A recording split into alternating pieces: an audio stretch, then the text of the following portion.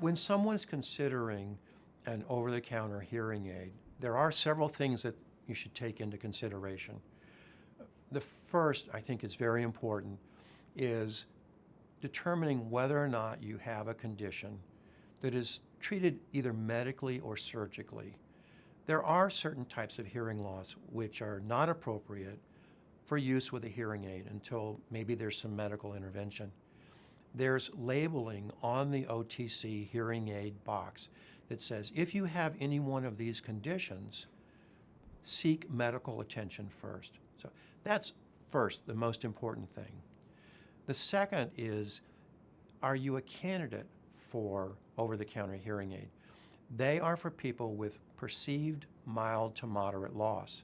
They're not for people with more hearing loss, which you call the severe category. A tip, there's some labeling that gives you some ideas of what is mild to moderate versus what is severe. Here's a quick way I would describe it.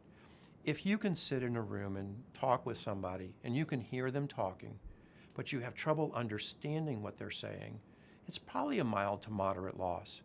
But if you're sitting in that room and you don't hear them talking, unless they come up, get close to you and speak louder, you probably have a severe loss. Over-the-counter hearing aids are not for people with severe loss. And if you have that kind of a hearing loss, you need to go first see an audiologist. The other thing to take into consideration is the age of the person who's going to use the over-the-counter hearing aid. They are for adults only. So what you would hope that you're getting is an over-the-counter hearing aid that has some kind of internal architecture that communicates with you.